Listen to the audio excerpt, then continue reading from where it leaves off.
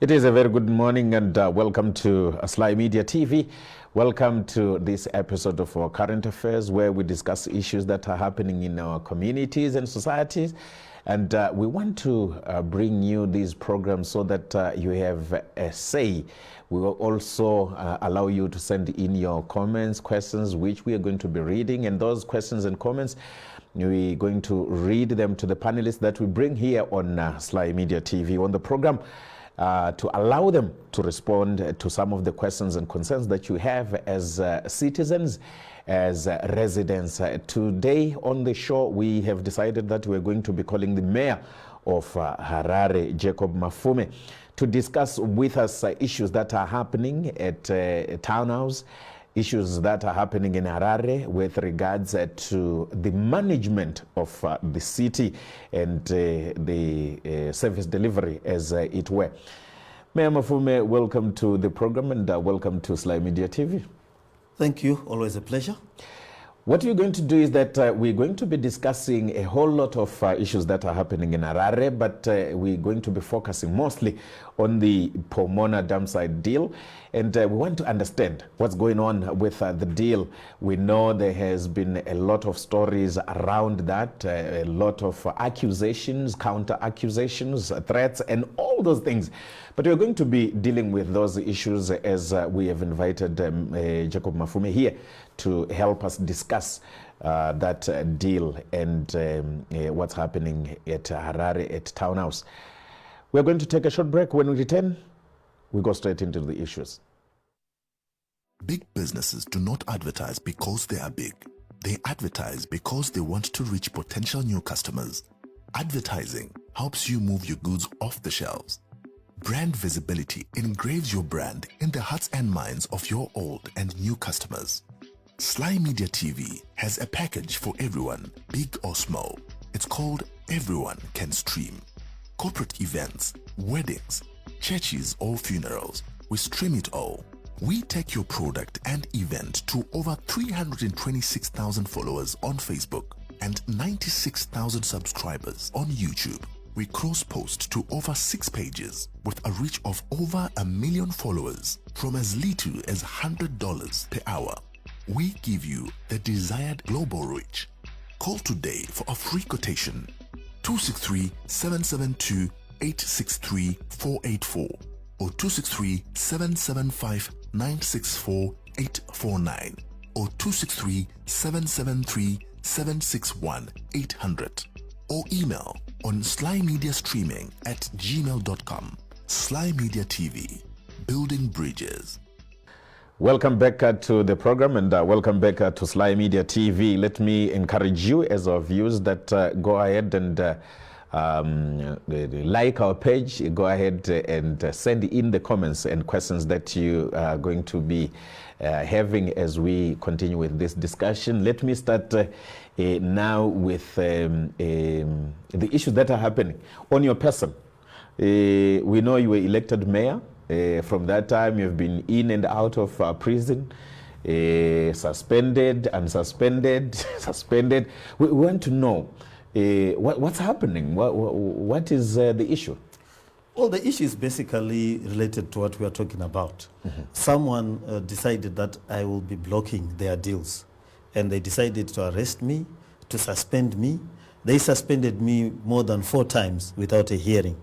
I could not understand why I was being kept away from Townhouse. I was elected, I was being arrested, I was being followed, being trapped, and all things were being done to me. Now I do understand in the context of what then happened when I was away from Townhouse. Properties from Townhouse were being taken, deals were being signed, money was being siphoned for one reason or the other. Mm-hmm. So it was a whole looting enterprise, and I was being targeted as one of the blockage of that looting. They understood that I would not have agreed to some of these things that they are doing. I would not have approved some of the things that have been happening. It has been an endless safari. Mm-hmm. There is a chap called Mutwizwa who literally ran away with the mayorship. He would sign deals with eyes closed. You will be then rewarded with trips to Dubai, trips to all over the country. I don't think he spent more than 20 days in the city, whilst he was cajoling and cavoting with all and sundry, selling away the city. And why do you think they targeted you? Well, because we would not have agreed. We are coming from the citizens. We are coming from Advocate Nelson Chamisa's party. We are citizen-centered. We would have refused any of the things that are against the citizens. I would certainly would not have agreed to sell away the city. I would not have agreed to the many trips that were happening. I would not have joined many of these things as it were. You speak of the looting spree that has been happening at Townhouse since you were suspended. Now, what is the magnitude of the looting? Well, it's basically these deals, multi-million-dollar deals, even in US dollar terms, trips and so forth, that cost a whole lot of money. This has happened without ceasing. And normally, because we are media, want people to know, is there proof that these things have been happening? Well, we are discussing one of them. Yeah, we are discussing one of them.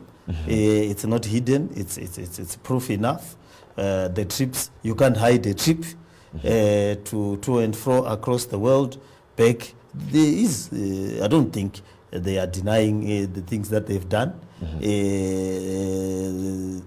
It's public knowledge, because all you have to do is to pass a resolution of council, and you do it. So once you control and you remove key personnel who are accountable to the electorate, but people who are accountable to the one who appoints them.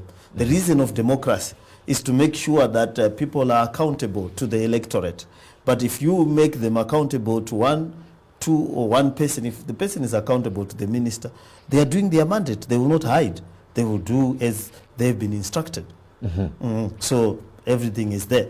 But are there no systems at council to say, because I'm trying to look at the trips that you're saying. Yeah, most of you remember, the context is that over 24 councillors had been recalled. Yeah. They were left with the ZANU-PF councillors and ZANU-Light councillors belonging to Mwanzora. And so when you are left with such a situation, resolutions pass like confetti at a wedding. They are being thrown around, fall where they may. No one knows what they are passing. It's just open season. It's Christmas. Father Christmas is here. The council becomes Father Christmas and is throwing sweets to everyone who is allowed into the party. Now you are back at Townhouse, and what are the issues that you are dealing with before we go into the Pomona issue? Well, we are back at Townhouse. What we are dealing with are issues around refuse collection, waste management itself. Ironically, it's one of the key issues. We have many illegal dumps that we have to clear. So we have 1 month, 2 months rapid results dump clearance. We have bought 5 tippers, 10 more are coming. We have bought 10 compactors, 3 I unveiled them yesterday, front end loaders, so that we are trying to redesign our refuse collection mechanism. Let's now look at the Pomona issue. You as a council or councillors have decided that you're going to suspend that deal. And as it stands, there is quite a lot of issues being raised around that, allegations of corruption and threats on your person. What do you think is the reason for these allegations and all the threats that are coming through? Well, I'm surprised because some of the threats are coming from senior government officials. Threats like you rot in Chikurubi, you will die in Chikurubi.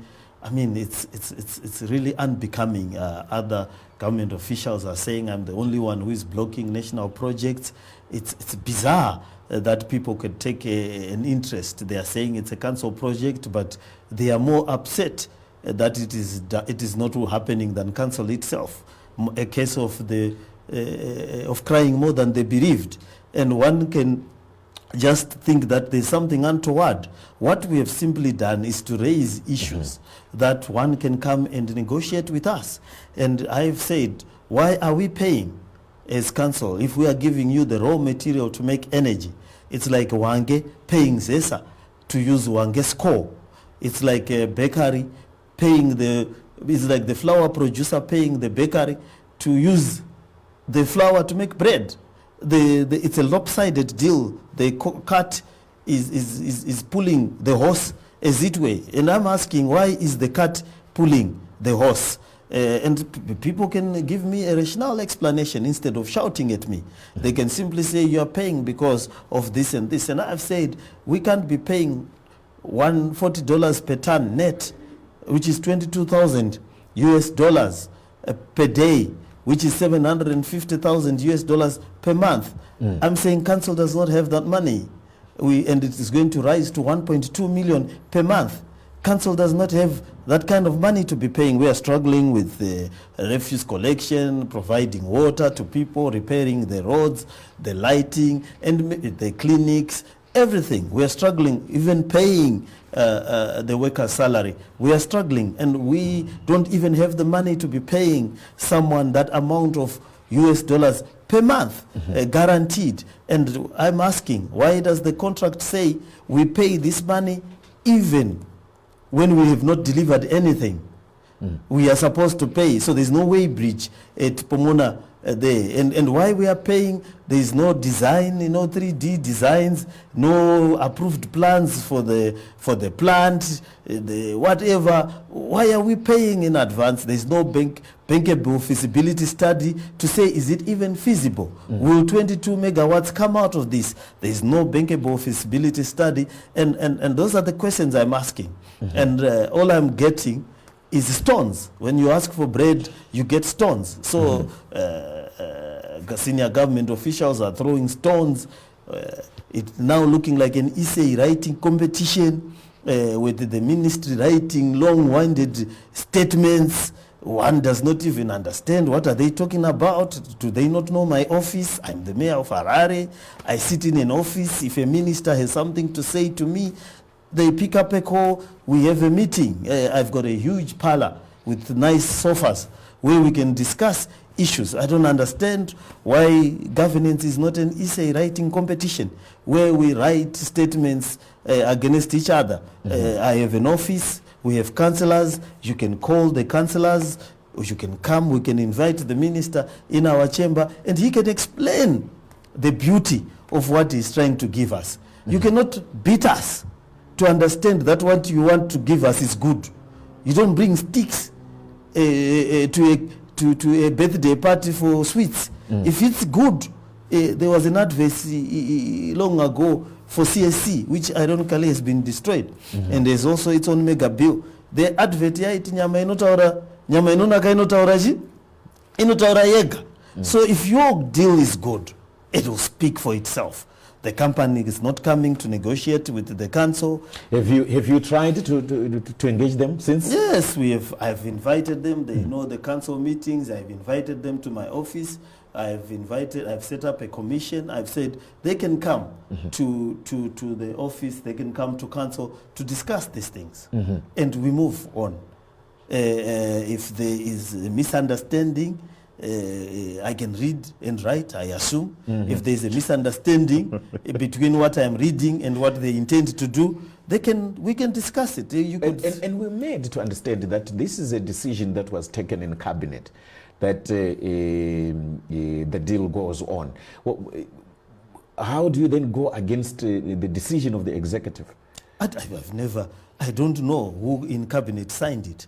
This is not a cabinet issue, it's a council and a contractor issue. What we are required to get from cabinet is approvals, the approval, a nod, and also maybe government guarantees and so forth. But it's essentially a council, it should be a council project. And that is one of the problems with this deal. Approvals were being gotten from cabinet, approvals from Minister of Local Government, approvals from PRAS, approvals from ZIDA, before even council approved. All these things, it just came to council with all approvals. What were they approving? It should be the other way around. We negotiate with someone. How do you say the council had not approved when you were not there in council? Well, the minutes say so. It was discussed in council meetings are not private. It was discussed in council, and at one time, when I briefly managed to come back, when I had won my case, they tried to make me chair a meeting, and I refused for those reasons. And I was then being told that cabinet is approved. I said, no, they can't approve. All right, you are trying to get married. You and the girl have not agreed. Then you are told, no, your parents have already approved. You have not approached them with the woman you want to marry. And they are telling you, no, this one is the good one, an arranged marriage. So how did it go to cabinet when the ministry was not approached with the deal? Well, the council. Okay. The ministry is the one which took it to cabinet. After having been approached by council, approached by council. They were approached by the investor, I suppose. Okay. The investor is free to approach government. So the investor approached ministry, approached government, approached everybody, the who is who of our governance structure. And then it came to council packaged as a ready-made product, which was the problem with what we said was these questions should have been raised, discussions should have been had, and then we would have come up with something that is in the best interest of the residents. And some people feel that when you suspended the deal, it is violating the agreements that are there between the council and the investor. Well, look, we can't pay. Where do we get 750,000 US to pay what is there on the ground, a Jojo tank, and a 5-roomed, 6-roomed cottage, and you pay 750,000 for a Jojo tank? What are we paying for? And a few vehicles driving up and down, lifting litter and lifting litter that has already been lifted. That's already in the dump site. You go there, put some trucks from some company, and you start lifting them up day and night for the cameras, and we pay. If government has that kind of money, I'm not stopping it. But if the taxpayers' money, I'm in charge of the ratepayers of Harare, and I cannot pay. If I do that, we will not be able to pay our workers. We will not be able, and it's a council resolution to suspend. I'm not their advisor, but I know the situation of council. The situation of council is that it does not make economic sense. It will cripple council. We are already bankrupt as it is. We are already bankrupt as a council as it is. That will surely sink the ship. Okay, and now let's look at when the deal was made. Obviously, you said you mentioned Mtizwa that he was signing these deals with closed eyes. Why are we not seeing council chasing after the people that agreed to the deal as opposed to suspending it? Well, you cut your losses, isn't it? You cannot watch yourself crippling. If somebody donates your kidney, you can't run around offering people your kidney because you are chasing the person who signed the agreement, can you? All our kidneys have gone and your heart has gone. Which starts first? And you stop the harm. You can't say, I want to first deal with the person who signed. It's after you have secured, you have woken up from the theater table. You realize that it was your kidney being taken. You first run away, isn't it?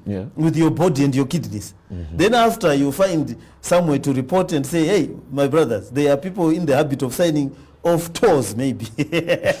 So my toe was about to be taken. So I ran away before they could cut because I woke up. But now I want to find out who signed away my what? My toes. Yes, you can't say first cut the toe, then I'll find out who signed the contract. But now that we have set up a commission, and the commission being chaired by Ian Makoni, made up of 7 people. I have asked for an engineer from the Institute of Engineering. They've given me Mr. Stephen Msarurwa. I have a lawyer, Mr. Godfrey Mpanga. We have civic society representatives, whose name I should get very soon, and other councillors who will sit and decide and look at the mechanics of this and then come up with recommendations as to what to do with the actors who who signed this agreement. And again, this has been a problem in this country, that people have all the time to do as they please when the accusations are thrown at them. In this case, you find that the signatures are there. People who signed those deals are there and are known. Is it not the right thing to do that? They're arrested? Well, look, eventually if there's a crime. But what we have a bigger problem that we have, we've got institutions that we have set up, IDC, ABDCZ, and so forth, where we have experts who are supposed to structure these deals, and even ZIDA itself, who are supposed to structure these deals. But people override expert advice. The government structure, like you say, is too strong. It overrides these expert-driven institutions. If we allowed the expert-driven institutions to do the work that they're supposed to do, it's not rocket science. Structuring a waste-to-energy deal is being done everywhere in the world. And these people, we've got experts who can do it. And we could even farm it to proper institutions, proper banks like Barclays or, well, it's no longer here, but cabs and so forth. People and experts who are able to structure these deals. Okay? And they do them. And then we create feasibility studies, and also we create experts who do this. This is a classic, I would call it, if one did international trade or law or investment law. These are textbook examples of West African, Nigerian type contracts, where you enter into a contract that is unenforceable, but it has strict penalty clauses. Firstly, you are told there's an investor, but suddenly you find yourself you're the one who's paying from the start. Then secondly, there's a 3.5 million cancellation clause. So that's what they used to do. A company would go to a Nigerian state and say, we are going to make a refinery. Provided you do this, provided you do that, contracts are signed. And they know that these are not feasible. These are not feasible. But there's a penalty clause of 250 million. What then happens is that that company or investment company takes you to court, international arbitration, they win their 250 million. With those clauses, are you not afraid that that's the route you're taking? Yeah, but we can't pay 1 million per month. We can't pay 1 million per month. Better to pay 3. That is the profit. Someone buys a bond paper, a pen, finds the relevant shut minds, open eyes, government officials. They are made to sign these types of contracts, and then he makes the money.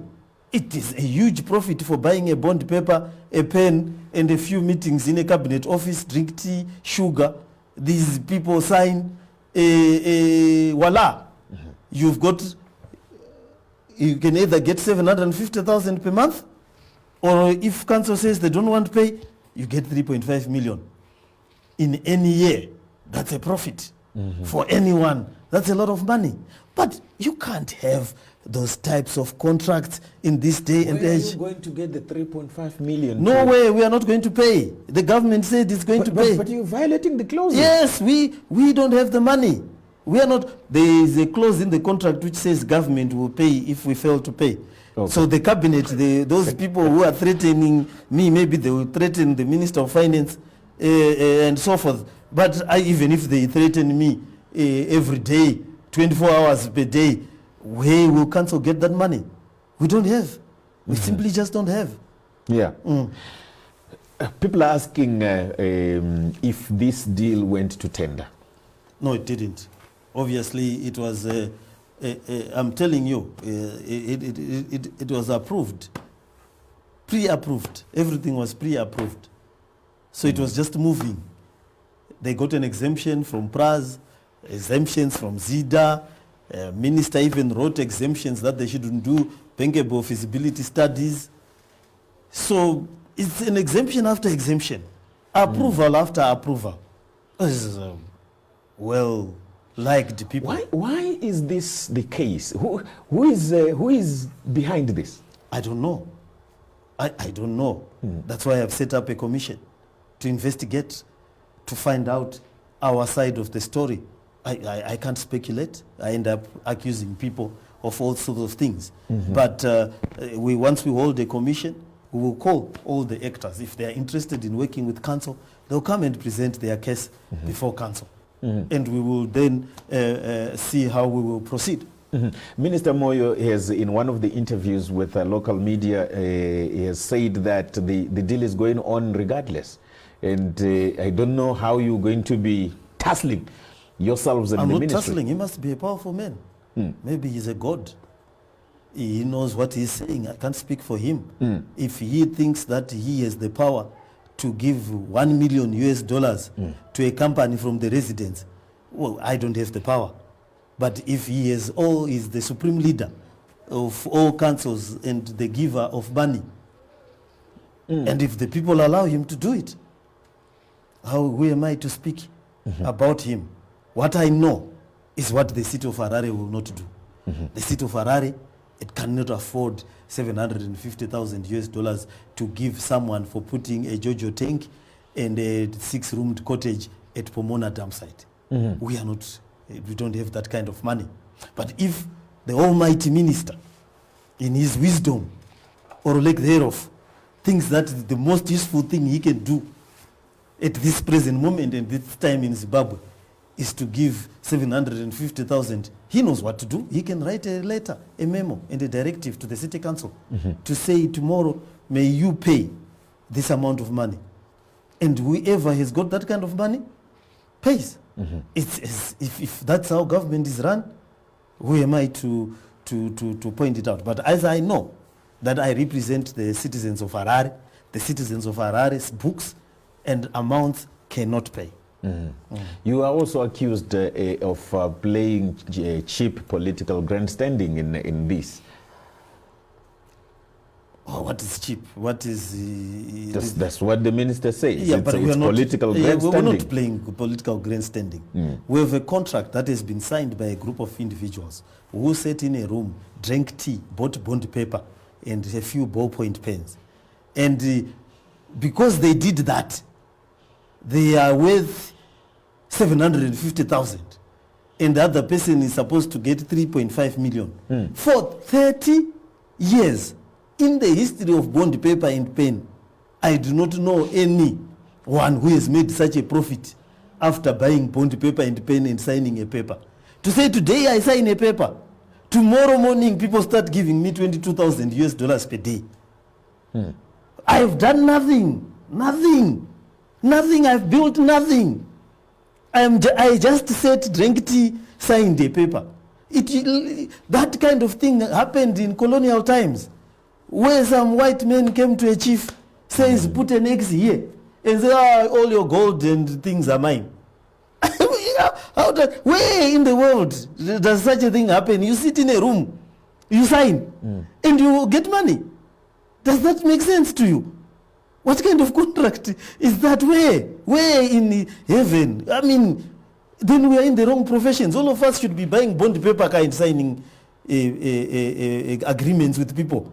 And once we sign, we come to your office and say, Mafume, can you read? I say, yes. Right, what does it say? It says, I give you $22,000 per day. And you say, where is it? And I give you. You spoke about the skills in institutions like ZIDA and other institutions to come up with such contracts. And I want to find out if you don't have such skill at council. Apparently. You don't have people who can look at those agreements and say... They've got their defense. They are saying that they gave the correct advice. They have got copies of the contracts that they originally did. Then they are saying this contract is a different one. Is different but one. their signatures on that contract. They are saying that we sat in a room and we were made to sign. Well, they will speak for themselves. Yeah. But the evidence in that contract is shocking. You can ask who was representing the city council That's why I said in my speech at council that everyone is doing their job. The investor has people representing him. Yeah. The council has people representing it. The government has people representing it. Where is the contribution? Where are your notes that say we objected to this clause? Is what we are. Where is your draft contract with lines, X's, saying no, this no, this yes, this is our counter proposal? That is what I know happens. These are public institutions. These are institutions of record. You say it is nothing like that. You cannot sign a contract because in one day a court will subpoena and ask you how you make decisions. These are creations of statutes. These are institutions of record. You must know that every decision that you make, there will be an accountability process, and you will be asked to account how you came up to that decision. You cannot behave as if it's a no offense to Kukura Urewa or Musasiwa bus company where the owner simply decides I have a dream today we are buying AVMs. No, it's a public institution. Just don't dream investments. These are processes. You don't wake up after visiting some fortune teller who tells you that next week people will be buying. And this is actually where the problem is, that those processes you are talking about, everyone, the citizens, the residents are expecting that the processes should have been followed. Yes. And for council to even, or council representatives to even append their signatures on such an agreement, it's baffling. Yes, it's beyond belief. It shouldn't be done. People should recuse themselves. People should understand where they are working. You cannot work for somebody, you cannot represent somebody to drown them when you have been told to teach them how to swim. You're the instructor, you come up with drowned babies all the time. It doesn't happen when you represent an institution. But people must understand that we get these roles not for decoration. If I'm a councillor and I'm made mayor, it's not a decoration. It's a substantive post where I should make decisions in the best interests of the residents. And to government. We can't have a government that threatens other tiers of government. You will rot, you will die, you will do this. How does purely administrative decisions become life and death issues? They should be given a reasoning process if we are not a purely kangaroo republic. Some people here say that you have failed as council to manage garbage and especially the Pomona Dumpsite. They say actually to manage garbage in the city, and this is becoming a challenge. Why are you fighting this deal when we are not fighting waste to energy processes? We are saying let's have standard deals. There are standard ways of building a bridge. There are standard ways of building a dam. It's a problem with the Zimbabwe is that we unstandardize everything. We think we can have an argument with the proven facts and ways of doing things. And we start relearning the wheel. There's standard formula. I give you my rubbish, you pay me. What we should be talking about will be, right now we should be celebrating the first 200 compactors have come from the investor as part of the deal. The first 50 tipper trucks. Are there no time frames as well? The only time frame is the time frame where they get money. Okay. The 30 years. They were very clear that they want to get money every month for 30 years. Others time frame is clear. Everything else is as clear as offals in a dish. You can't touch it. You don't know whether the offals are starting from here or they are ending from there. They are just offals in a dish.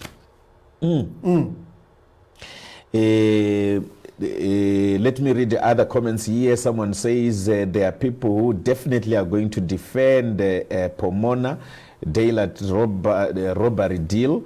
Zimbabwe Parliament is a toothless bulldog. They must do something. At the end of the day, bogus companies will take from our taxpayers' money, even if government pays. Some of the comments that are coming from viewers.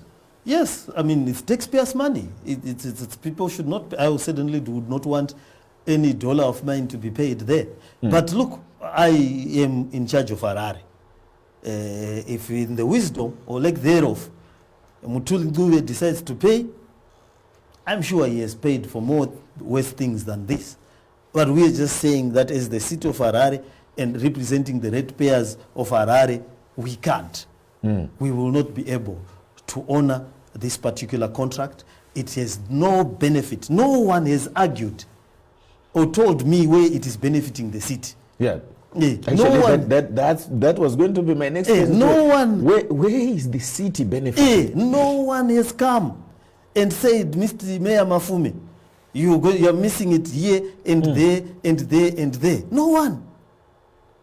They are speaking the advantages of waste to energy as if it's an exam of Form 4, where you are asked what was the advantages of the Maji Maji rebellion.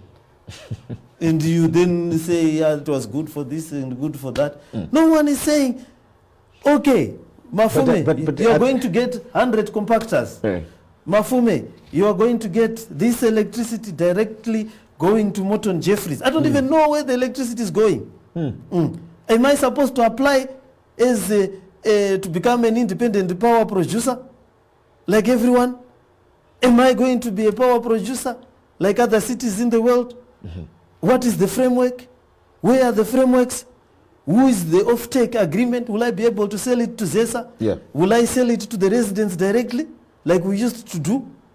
Well, we can't plan a country as if we are planning to open up a kindergarten nursery where you put dancing dolls and toy cars on the wall. This is a country. We are governing a nation. And the nation that you're talking about has a problem of electricity. And they're saying here is one of the solutions to dealing with electricity shortages. Yes, this sounds like saying you will harness the Chipinge people who strike people with electricity and you will get energy. It must have details. It's waste to energy. Yeah, but who is paying for it? If it's my coal that's going to make electricity, why should I pay you to use it? I know what is waste to energy. It's an innovation. There are many plants in the world that do that. Look, for example, let's look for example. Let me give an example. It was maybe not done very well. But look at Rottenberg. Okay, he started his ethanol plant. At least he bought a plant, brought it, okay, and started selling the fuel and started getting paid after. Yes, we are paying heavily for it, it's costly and so forth. You can disagree with many aspects that could have been done. But you can't just debate. He could have just gone there and said, now the government must start paying me before you even see a drop of ethanol from the plant. You can't do that, honestly. Yeah. Someone here says, Mafume Wabiti with bombshell, wait and see. Marshall says, Major 1. Doreen Makubika, we don't want that deal, Mayor, please. Dzikamai Risina Modzi.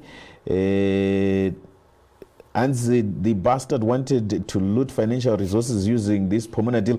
I don't know who they are referring to as the bastard there. But there, some comments again from our viewers. As I said that we're going to be reading more of these and allowing Mayor Mafume to respond to those ones. Another one, this is George Sergio Sitole, says Mafume Ramboka Dzwanya, Tafrenyi Kalibat Gerkai, let the minister come and address the people in the community. We are dealing with a cabal of mafia, Blessing Simpson Mazima. There is no political grandstanding in making the right decision and being genuine of reality facing the circumstances of Harare City Council. And another one says, what's your vision of Harare during the tenure as mayor? I will continue to read some of them. Yes, your reactions. Well, look, they seem to be agreeing with what I'm saying. My committee will investigate. But look here. What we need to do is to realize that we have a country, a city to manage, and we are custodians for a time. There were others before us, and there will be others in front of us. And what we can do is to make sure that we don't have a parasitic relationship with what we are holding for the future generation. And all we need to do is to make the right decisions. The good examples of such things are there in the world.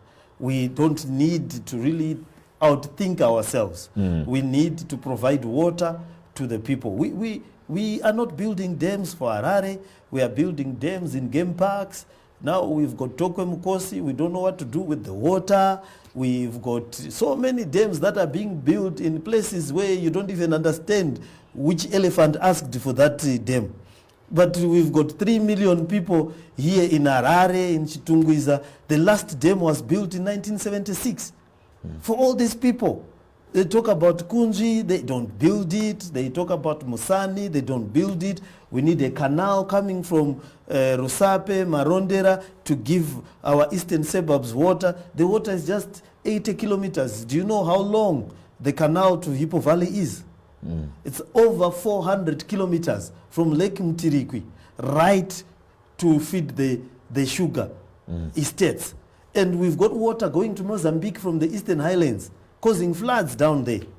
All we needed to do is to get a canal, link the dams, get the water, and it's cleaner, it's not polluted. We clean it cheaper, and we give people water to drink.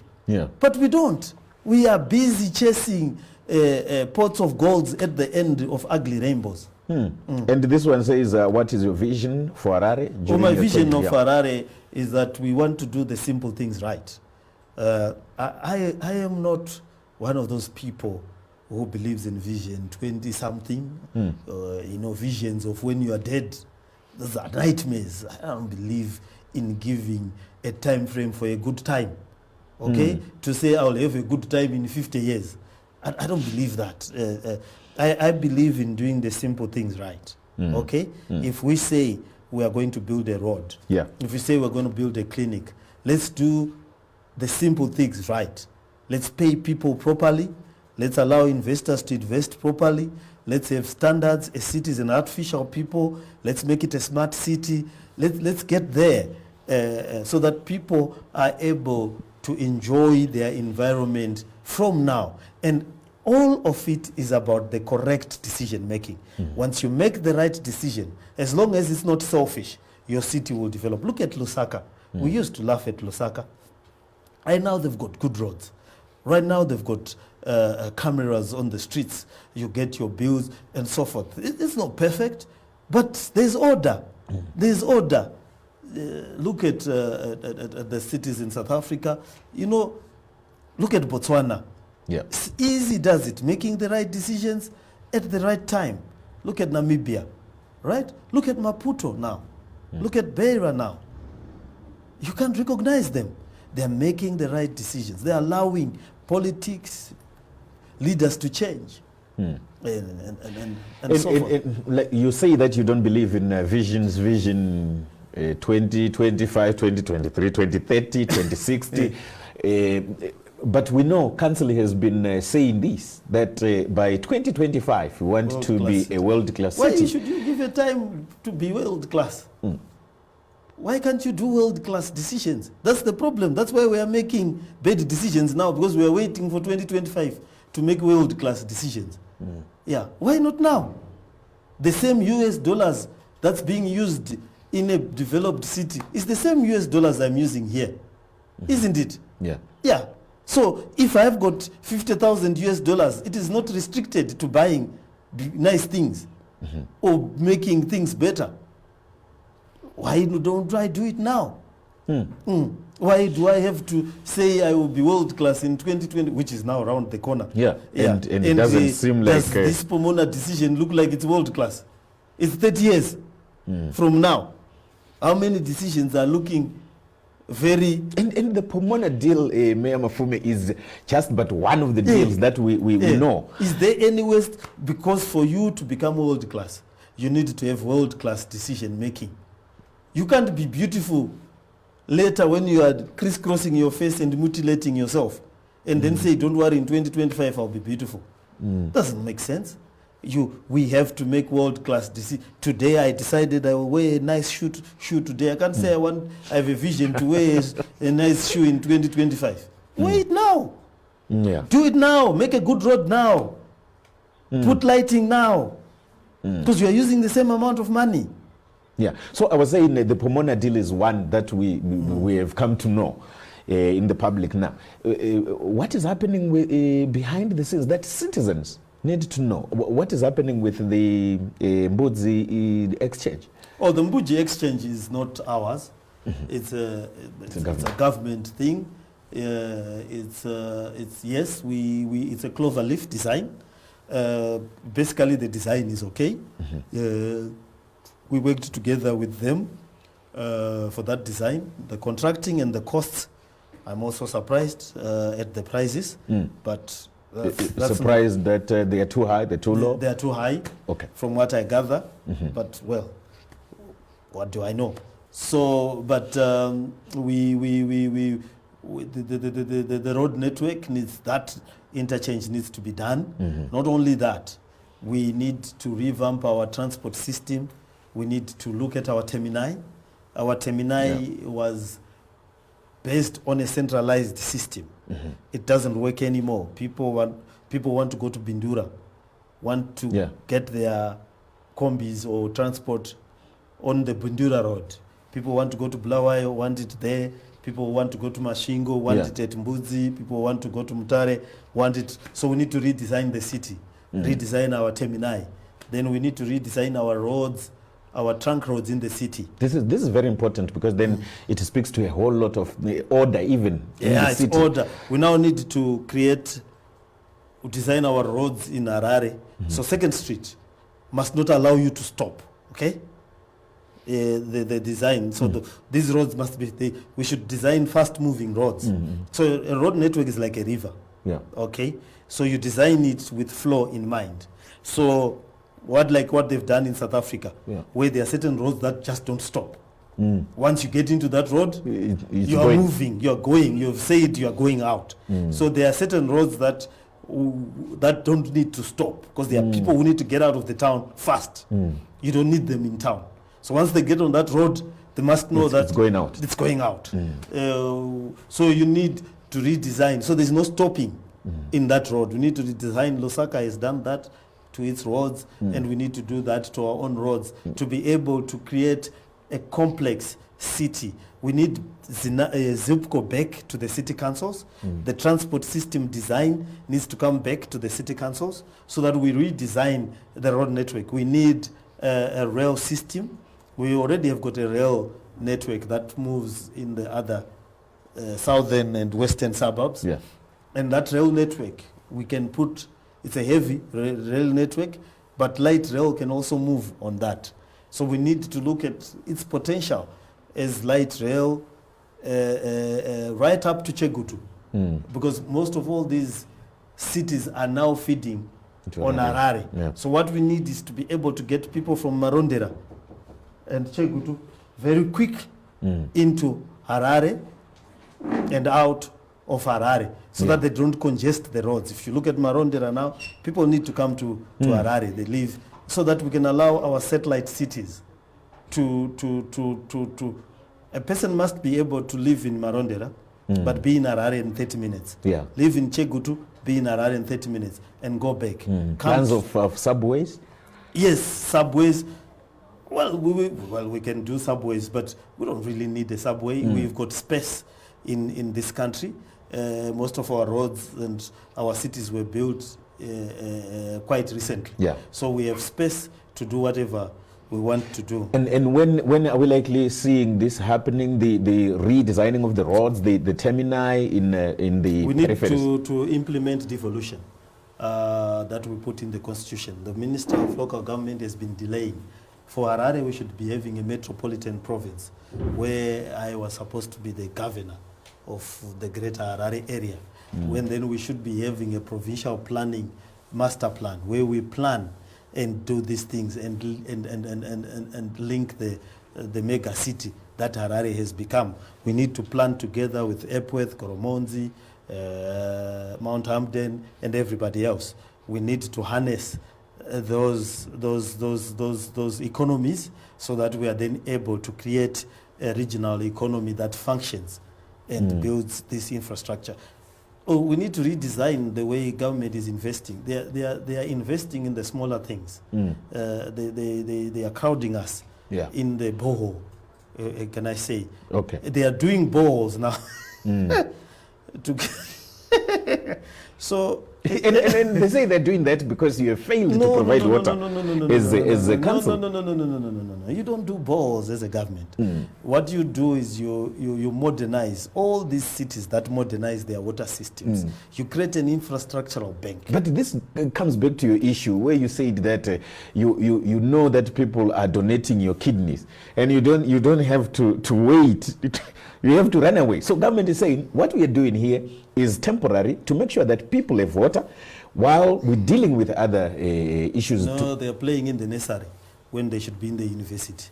What they need to do is to simply say, look, what we are going to do is we are going to invest and accelerate the dam. But do you agree that you have failed to provide water? No, we as haven't Harare failed Council? to provide People water. don't have water. No, we are not in charge. I'm saying 1976 was the last time government built a dam for Harare. We are now 3 million people after. No new dam has been built in the greater Harare area. There are 3 million people there. The largest concentration of people in the whole country is in the greater Harare area.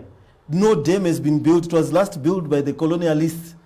These people come to live in Harare, to be presidents of Harare, MPs of Harare. They don't build dams for Harare.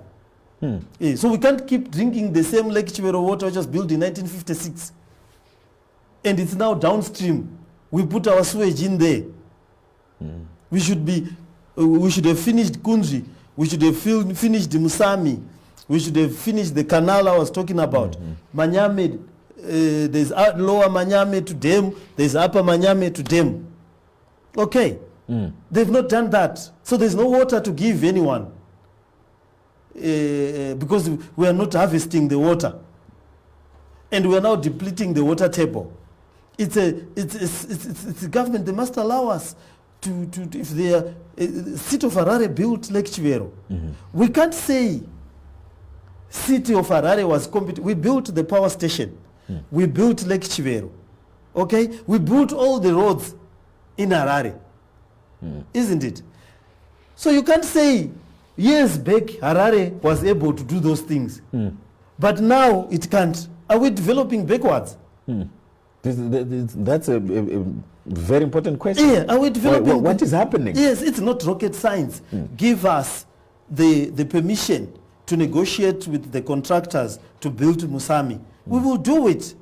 Give us the permission to negotiate with the contractors doing the canals. We will do it. Give us back our capacity to build and expand power generation. We will do it. Give us back the power to collect vehicle licenses. We have 800,000 cars in Harare. We give it to Zinara. The Zinara people were buying massage parlors for their girlfriends and hairstyles with money for roads. And we still give them money. And this is one of the issues actually. If you give me back the roads, if you give me as the mayor of Harare in my council, back collection of vehicle licenses, even at 10 US, that is 800,000 cars. That's 8 million per month. I'll simply walk into a bank like KEBS or even NASA and say, let's do the roads. I'm giving you 8 million per month to do the roads. You do the roads, you collect for 10 years. It's as basic and simple as that. I'll buy the equipment. Zinara is making roads in game parks. They are trying to make a road from Karoi to Vic Falls in the middle of the jungle. You know, but is that not an important road? Because it which elephant wants to go there? Not elephant. I mean, even tourists. They want. Which tourist will come from Karoi and drive all the way to Vic Falls? From Harare to Vic Falls. Is that an agent priority? You come from. Is it not? You don't have a road from your home. You wanted to have a road in a game park. No, but this is government that is doing that. Yes, that's what I'm saying. It's supposed to be dealing with it's doing with it's doing that which are potholes. Yeah, it's doing that with our money. Oh, okay. We pay the money as motorists of Harare to government, and you hear tomorrow they are building a road in a game park. You're like, I mean, what's happening? Are you happy with the roads in town now? No, I'm not, because I'm not getting the vehicle licensing. If I had the vehicle licenses, I will have. But I've got quarry station, I've got the equipment, I've got the expertise. We will be making the roads. But we've got a central government that is bizarre. It's building roads in game parks. And roads to some places let's don't even know. As we are closing, let's talk about housing. We know that the housing waiting list is the last time I checked, I think it was what, 2 million? Yeah, it's a huge list. Look, we've got to remodel our concept of housing. Our flats are too small. We have a short city, like the mayor. This mayor is a very short mayor, but I can see the roofs of buildings in Harare. It's a big problem. What we need to do is to make our city taller. So our residential and our apartments and the city itself, if you go to Chinhoyi, there are single-story buildings right in the middle of town. That doesn't make sense. We need to go higher. Our old suburbs are still short. Itokumbare, Glenview. We should raise Glenview 2 stories up. The first floor, they do their carpentry. They live in the second floor. Instead of chasing them up and down, we just need to redesign the houses. They're already doing that. They're already making their furniture in the houses. So you just give them permission to say, okay, this area is going to be both residential and industrial and workshop. And they build it up. They have their workshops at the bottom. They live upstairs. You know, you give them title deeds. They build another house on top of the house that they have. You have double-story houses or 3-story houses. You do that. You densify the high densities. Not everyone should have a pool at their house. You reopen the pools everywhere. So not this business Public where pool. everyone who maybe has got a contract like our chaps at Pomona immediately buys a house and makes a swimming pool and takes up space. Should learn to do the communal things, of communal swimming pools like we used to do, and densify, people live. Then we need to make, we see the improvement of transport systems means that a person does not need to live in Harare to get the services of Harare. So if you improve the transport from Marondera to Harare and reduce the time someone takes coming to Harare, many people will then want to live in Marondera. If you improve the transport from Chegutu, many people will then want to live. Why everyone wants to live on the edges of Harare? It's because we have not done our transportation right. Once you do your transportation right, make it cheap, make it fast, make it mass-based, you are then able to do housing elsewhere and not just congregate everyone in Harare. Thank you so much. That was the mayor of Harare, Jacob Mafume, that I had on the show. We were discussing quite a number of issues with regards to the goings on at Townhouse. One of the issues that we discussed was the Pomona deal, and as a way of saying goodbye, you are correct, or am I correct to say you are not going to pay any cent towards the Pomona deal? We don't have the money. We don't have the money. Do you the money? What are we paying for? Thank you. We have come to the end. My name is Perfect Shawani. Thank you so much, Mayor Mafume, for your time. We meet again on other shows. Have a good day. With 2023 beckoning and the election frenzy in the country becoming more stronger each day, politicians are increasingly becoming visible, making more and more promises. Primary education from grade 1 to grade 7 must be provided completely free. Every village in 3 years, there will be a ball in Harare solar. Patinongopinda tunhu chekutanga kukudzorerai pamakasiyiwa navamugabe. Toda kudzorera maticha kwavaiva kwokuti ticha aizikanwa semunhu aitenga zvikoti zveheadmaster nenyaya yokuti anga ane udzamu nejikiniki. But are these promises going to be fulfilled? The electorate is pondering on who to vote for in the council, parliamentary, and even presidential election. We bring you the candidate, where we interrogate their plans, their manifestos, their programs, to make sure that we give you information to make a choice on who to vote for. The candidate on SlyMedia TV every Wednesday from 6 p.m.